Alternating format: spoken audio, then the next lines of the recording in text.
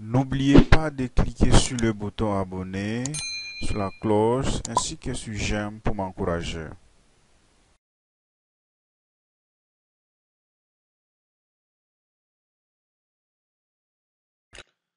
Bonjour tout le monde et bienvenue une fois de plus, c'est Chansan Gonga Georges. Aujourd'hui dans cette vidéo, nous allons revenir sur une vidéo que j'avais déjà eu à réaliser concernant l'accès à distance. Je vous avais montré et je vous avais même dit que Windows intégrait à son sein ce système d'accès à distance. Maintenant, je vais revenir sur ça parce qu'il y a quelque chose que j'aimerais encore compléter sur ça. Nous partons dans le principe qu'un utilisateur avait un problème, il vous a appelé et vous devez lui apporter l'assistance. Maintenant, cette fois-ci, euh, ça sera toujours de la même façon, mais vous qui intervenez sur la machine de votre utilisateur, vous aimeriez avoir quelques ressources. C'est-à-dire quoi?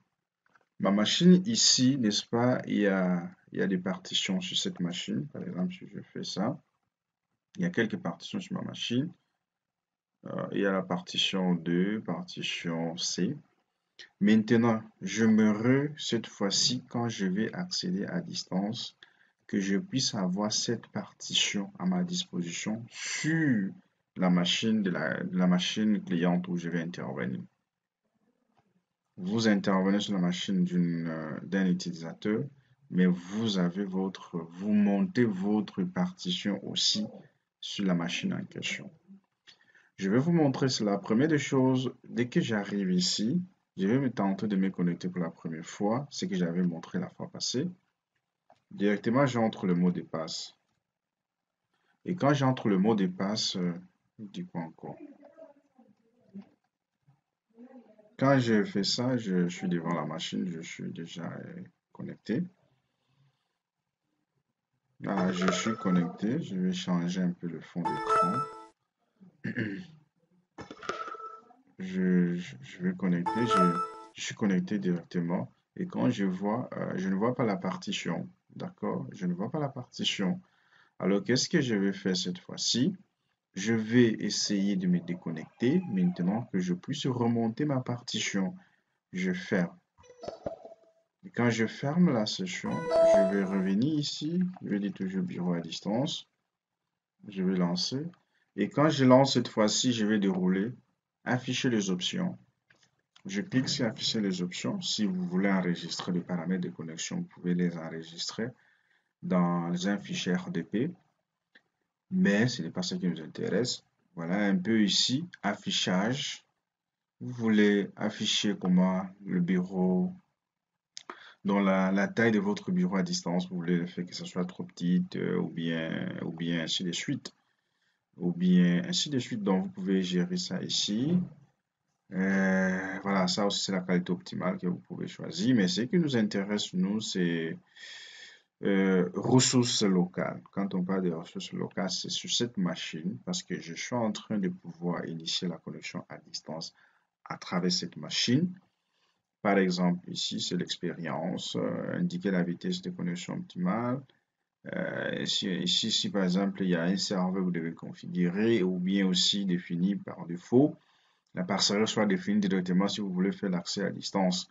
Revenons sur les ressources locales. Ressources locales, il y a configurer les paramètres de l'ordinateur distant, appliquer les combinaisons de touches. Nous, maintenant, ce qui nous intéresse, c'est ça. Ressources et périphériques locaux. Je viens ici sur Autre. Quand je vois sur Autre, quand vous venez ici, vous allez voir qu'il y a le lecteur. Il y a le lecteur. Il y a le lecteur et vous cliquez sur le lecteur.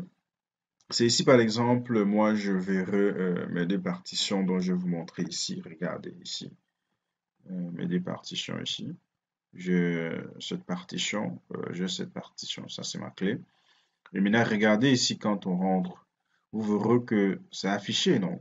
Il y a partition C, il y a partition D. Maintenant, moi, je me remonter ma partition 2 sur ma machine, donc sur la machine distante. Je me repartis avec. Je vais cocher et je clique OK et je vais demander maintenant la connexion. Bon, il ne va pas me demander la connexion sur cet ordinateur. Il ne me redemande plus. Bon, voilà, je suis en train d'effectuer la connexion. Je vais entrer le mot de passe. Je suis connecté directement. Je suis connecté. Ouais. Ah, on va pas la licence, c'est compliqué, hein. Bon, on essaie un peu de travailler avec. Regardez maintenant ici. Ici, sur cette machine, donc je dois voir maintenant le lecteur que j'ai monté. J'arrive ici. Exactement, je ne le vois pas, hein. Mais il faut venir ici, du côté réseau. Il y a machine. Il y a machine Chansa, il y a ordinateur, il y a test client. Je clique sur machine, pardon, je vais sur test client.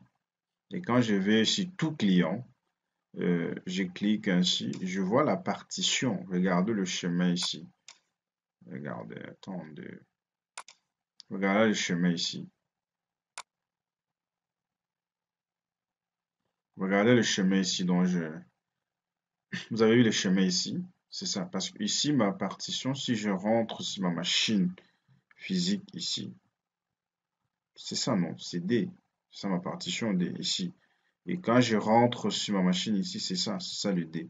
Maintenant, à partir d'ici, je peux intervenir sans problème, hein, parce que j'ai déjà monté les disques.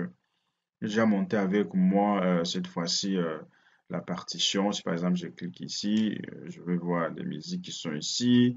Je peux mettre ici, euh, sans problème. C'est-à-dire, avec ça, vous partez dépanner une machine, mais vous partez avec vous, avec vos ressources. Et là, ça vous pose moins de problèmes parce qu'avec ça, vous intervenez sans problème. Voilà tout ce qu'il y a ici, qui est dans ma partition D sur ma machine physique.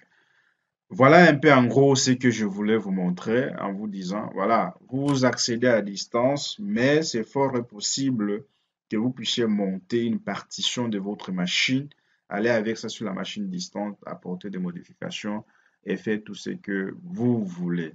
Voilà, je sais que pour ceux qui ont des questions, si vous avez des questions, posées, mais je demanderai de pouvoir refaire ce que je vous montre. C'est ce qui fera de vous un bon informaticien ou bien un bon technicien. Bye bye.